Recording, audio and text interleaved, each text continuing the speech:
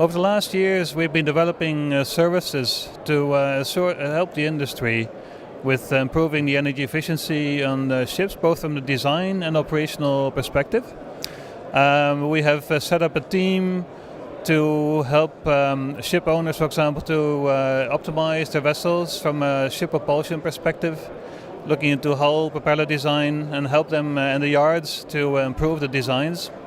Then we also have set up a team to assist with performance monitoring, so how to collect data, handle the data, and then interpret the data, more importantly. And with this way to improve, let's say, the operational efficiency of ships. Besides that, we've been quite active with the EEDI developments. So we also have set up a team with, say, hydrodynamic model testing experience. We've been active at the IMO also with developing the different criteria, not only EEDI but also ISO related when it comes to, say, sea trials. Everything to do with how to assess the performance of a ship when it's delivered at from the shipyard. So you could say all of this has put us in a good state and let's say situation to really provide a broad band of services to the industry when it comes to fuel efficiency.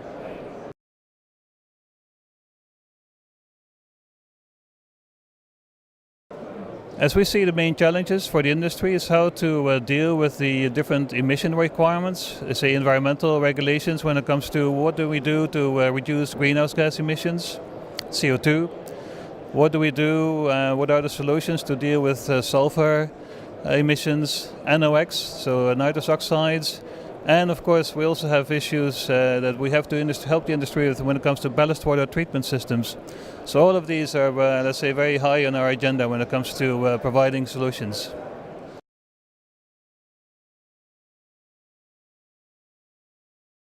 Well, we think there's not one single item, but I think one of the key items that has changed over the last 5 or 10 years is the awareness that we should not be designing a ship for one particular condition, which used to be only just, let's say, the fully loaded condition, maximum speed.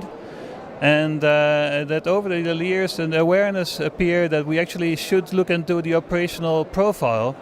So what are the actual realistic operating conditions of a vessel during its, let's say, lifetime or certain period of its lifetime.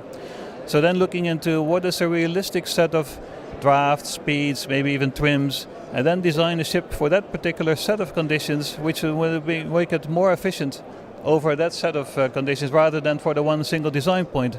Because you could say that's the weakness, you could say, of the old design methodology, which was just designing the ship for one condition, which meant for other conditions it actually could be quite inefficient. And of course, besides that, there have been certainly improvements when it comes to machinery efficiency. We've seen energy-saving devices come on the market. The other thing is the influence of design speed. We've seen, especially say for container ships, a decrease in design speed.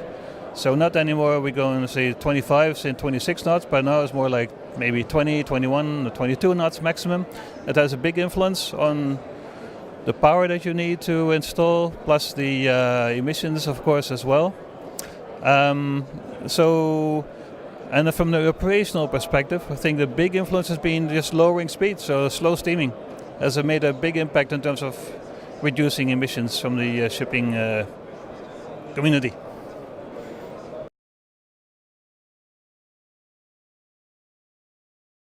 With getting ready at least, or getting a good idea what are the potential avenues for them to deal with the different requirements when it comes to the ECA operations and the global sulfur cap. And so it's not as if one solution will fit all operations, but we see owners busy looking into, okay, should we just shift to a low sulfur fuel when we have the global cap coming into force in 2020? Or should we stay on running with HFO, but then put a scrubber on the vessel? And this, of course, applies to both new builds and also to retrofits for existing ships. And now we also see more and more, at least, interest in looking at LNG, gas as a fuel.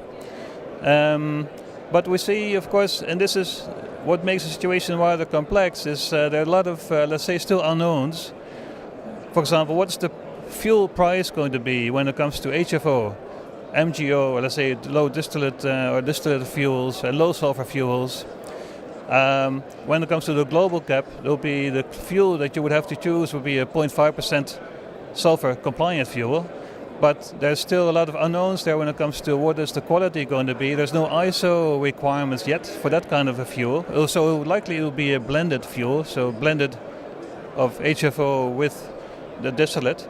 But that could also lead maybe to more catalytic fines or maybe some compatibility issues. So there's a number of, let's say, unknown issues here.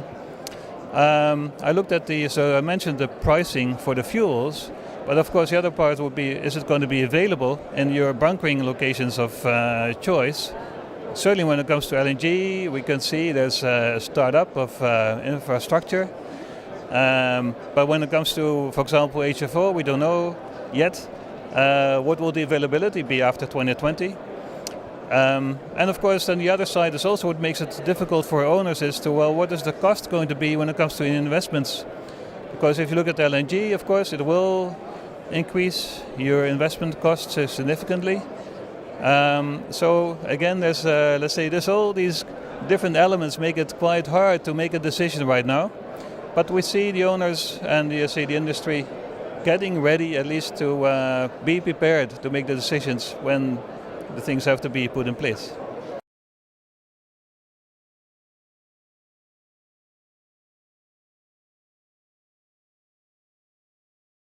Requirements will have a big impact, but it will be hard to say which fuel will be the final, let's say, solution.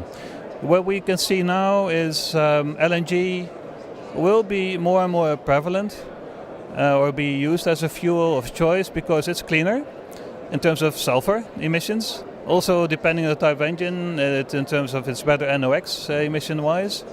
But we also have issues, for example, with methane slip. LNG, you could say, is a cleaner fuel, but it doesn't really significantly reduce CO2. Even though you could say, yes, there's some reduction in CO2, but when you look at it from a well-to-wake perspective, then maybe the gains that you get in terms of CO2 emission reductions are not so great. So you could say, in that sense, LNG will be a better fuel for now, but when it comes to really if we have to really decarbonize the shipping industry, LNG will not be the final solution. And depending, of course, what's going to happen here, but if we would have to say really reduce by a big amount the CO2 emissions, then the solution makes us not so clear yet, as to we don't have a clear view of, well, what fuel and technologies do we have at our disposal to really make such a big impact to decarbonize, let's say, to a large extent, the whole shipping operations. But we can see that going forward, we can expect maybe more developments when it comes to wind-assisted propulsion. Maybe also when it comes to solar power for, let's say, auxiliary electricity production on board. Maybe further down the line, maybe we see hydrogen. It's as a clean fuel, let's say carbon-free type of fuel. Maybe also there could be some developments when it comes to biofuels that could be produced in a sustainable way. So there's still a lot of options possible, but we have to see how things are going to develop.